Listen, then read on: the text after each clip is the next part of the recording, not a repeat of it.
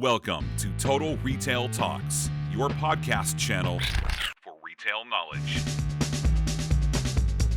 Hi, I'm Joe Keenan of Total Retail, and welcome to this episode of Total Retail Talks. Today I am joined by Paul Goodman, who is the founder and chief financial officer of Pura Vida. We're going to be talking today to Paul a little bit about the Pura Vida business and how it's dealing with increase in online traffic during the pandemic, as well as some of the offshoots of that, such as fraudulent activity. So thanks for joining me today, Paul. Thanks for having me. Looking forward to chatting. So let's get started by having you briefly tell our audience a little bit about Pura Vida for those that might not be familiar with the company. Yeah, so Pura Vida is a handmade bracelet and jewelry company that I started about 10 years ago with my business partner after we went on a surf trip down to Costa Rica, and we met two local artisans who were hand making bracelets, and they were homeless at the time, and they were making bracelets to basically just sell to make enough money to make it to the next beach. And we brought some bracelets back with us. We started selling them, and fast forward today, and we support over 850 artisans around the world, and we market and distribute their bracelets and jewelry. Do you want to tell us a little bit about the distribution channels, the Pura Vida website? Are there any other ways that you're selling the product? Yeah, so we have three main distribution channels: our website, Amazon, as well as our wholesale distribution through retail stores. And then let's talk a little bit about kind of how the COVID-19 pandemic has impacted Pura Vida's business. Yeah, I mean, I think it's been a roller coaster. The first couple weeks that everything started to ramp up and everything started to shut down, it was definitely scary, and we saw our wholesale business basically go to zero overnight. We saw a drop in web traffic for the first 2 to 3 weeks, so it's pretty scary. But then kind of as people settled in and people started shopping online again, our e-commerce traffic shot through the roof. We've been doing very well on e-commerce, and then most recently our wholesale business has started to come back super strong. And over the past month, we've had a record month. That's great to hear. So then let's talk a little about this, the steps the company has taken to address those impacts. You mentioned kind of web traffic has come back strong in recent weeks and months. Tell us a little bit about what you're doing to ensure that your customers are continuing to receive that quality shopping experience with Pura Vida that they've come to expect.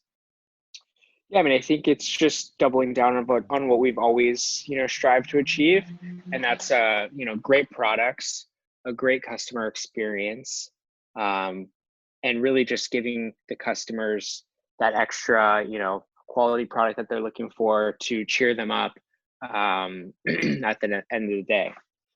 And then, as you mentioned, with increased online traffic, one of the offshoots of that is there's a potential greater likelihood of fraudulent activity with cyber criminals capitalizing on the fact that more consumers were forced to shop from home and online during the pandemic.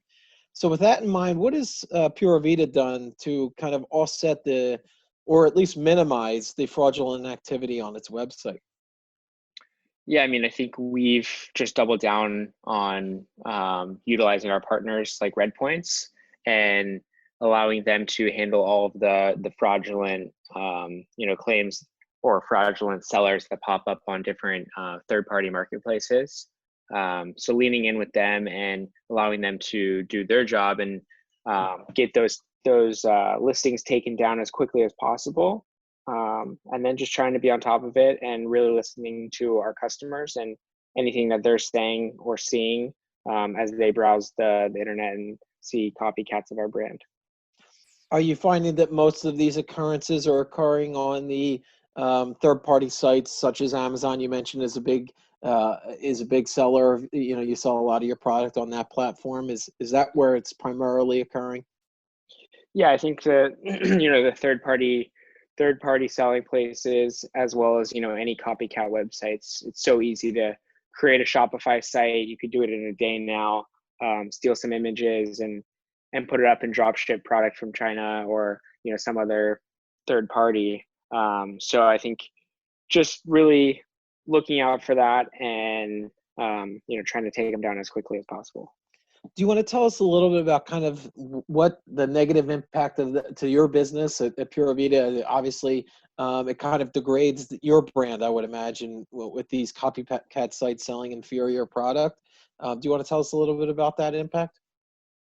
Yeah, I think it just erodes consumer confidence in your brand. They think they're buying from you.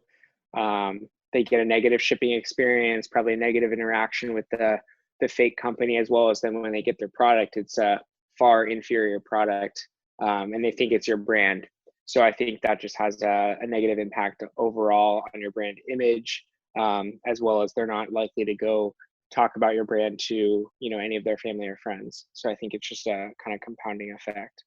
Yeah, that's a good point about the kind of word of mouth then becomes, not a positive thing, which can be for many businesses. It becomes an inhibitor to future business, to your point.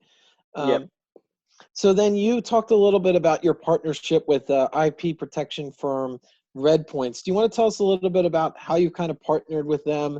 And then a second part to that is talk a little bit about the business benefits that Pura Vida has realized since joining up with Red Points.